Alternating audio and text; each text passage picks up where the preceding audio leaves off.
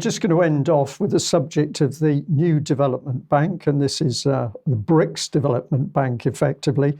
And I just wanted to raise some points here because a lot of people look at the banking system, including UK column, saying who is formulating the plans, what is happening on a national scale, what's happening on an international scale, and what's happening globally. And of course, we're seeing the very powerful BRICS block emerge. But alongside it, we've got this bank, the New Development Bank.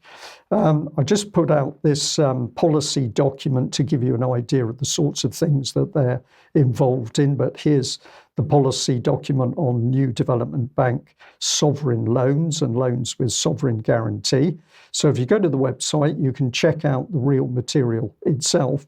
But I was particularly interested with some comment from this organisation, Global Policy, because it has a very good article about the New Development Bank and strategic partnerships. This was published back in June 2022. But if we just have a little look at this and have a think what's being said here. So first thing is it's saying that the New Development Bank has a list of 33 partnerships and memorandum of understanding. So clearly this bank is going to engage with other banks and the global banking system, but we can see it's involved with national development banks, multilateral development banks, commercial banks, institutions, enterprises, and academia. And if I bring this one in here, we can see that there's cooperation deals, and they've got the various memorandum of understanding with those.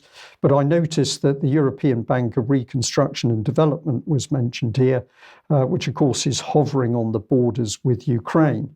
But if we go in a little bit further, what it gets interesting is that we're now seeing obstacles in the relationship between the New Development Bank and other banks. So the first paragraph, the top paragraph, is saying that the biggest obstacle to EBRD and the Development Bank working together on projects in Russia appears to be the US and EU sanctions. And if we drop down to the other highlighted two paragraphs, then we're seeing that both the EBRD and the New Development Bank have got their relationship on hold while the war is taking place.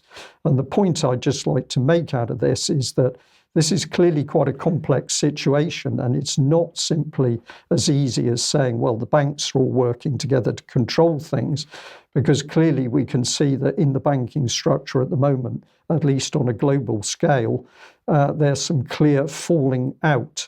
Now, is this part of a smokescreen, or is this part of more complex politics? Has the war created an agenda that the banks didn't expect?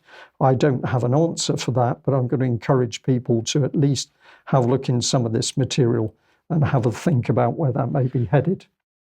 Okay. That's brought us to the close of the news. A really big thank you to Vanessa for joining us, and a huge thank you for all our supporters, viewers, listeners, wherever you are in the world. And thank you very much to everybody who is subscribing, because we can only do what we do with your financial support. Thanks for joining us. Bye-bye. Bye-bye.